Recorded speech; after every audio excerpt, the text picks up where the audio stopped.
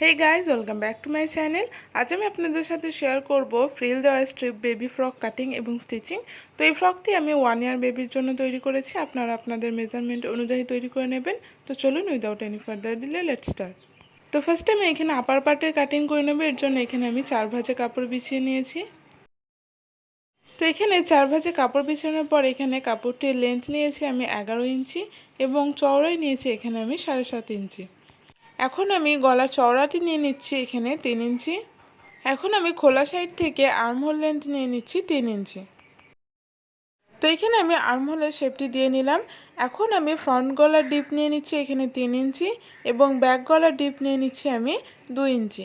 তো এখানে আমি ব্যাক গলা এবং ফ্রন্ট গলায় রাউন্ড শেপ ড্র করে নিলাম। এখন খোলা সাইড থেকে আমি 1 ইঞ্চি দূরত্বে একটি মার্কিং করে টপ পার্টির এভাবে শেপ দিয়ে নেব। এখন আমি হাফ ইঞ্চি পরিমাণ মার্জিনে টপ পার্টির শেপ দিয়ে নিচ্ছি যাতে পরবর্তীকালে কোনা না বেরিয়ে থাকে।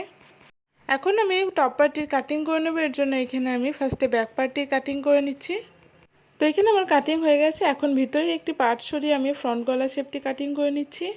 এখন আমি ফ্রিলের জন্য এখানে দুটো স্ট্রিপ নিয়ে নিয়েছি।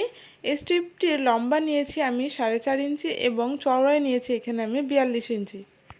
এখন আমি ক্রস স্ট্রিপ কাটিং করে নেব। এর জন্য এখানে আমি 4 কোণে একটি কাপড় নিয়ে নিয়েছি।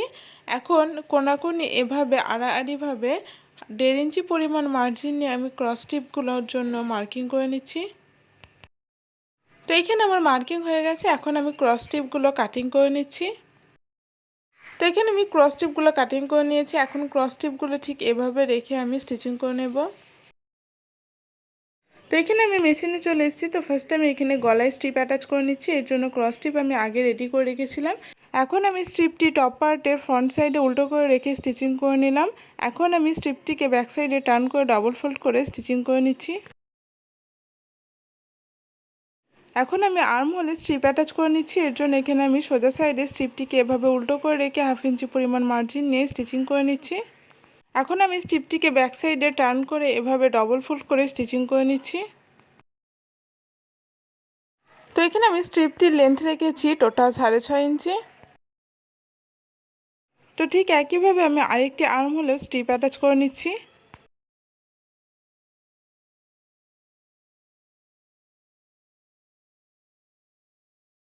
তো এখানে আমি আরেকটি আর্ম হোলেও স্ট্রিপ অ্যাটাচ করে নিলাম।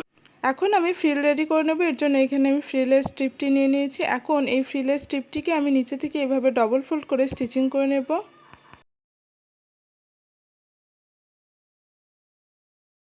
তো এখানে আমি ডবল ফোল্ড করে স্টিচিং করে নিলাম। এখন আমি মেশিনের সবথেকে যে বড় সেলাইটি হয় সেটি উপরে দিয়ে নিচ্ছি।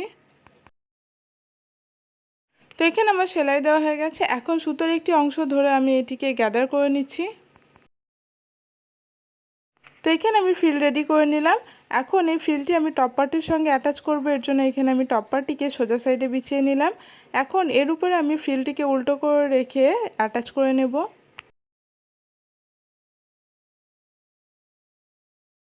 তো এখানে আমি ফ্রিল অ্যাটাচ করে নিয়েছি। এখন ফ্রিলটিকে আমি সোজা সাইডে করে ফ্রিলের উপরে একটি টপ স্টিচ বসিয়ে দিচ্ছি।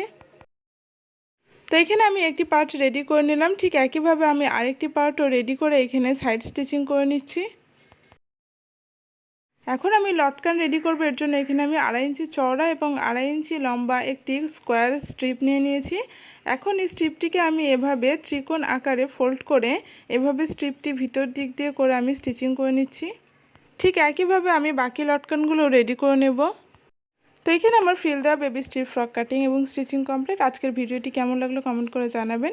ভিডিওটি যদি ভালো লেগে থাকে ভিডিওটিকে লাইক এবং চ্যানেলটিকে সাবস্ক্রাইব করে পাশে থাকবেন। দেখা হচ্ছে নেক্সট ভিডিওতে। টাটা।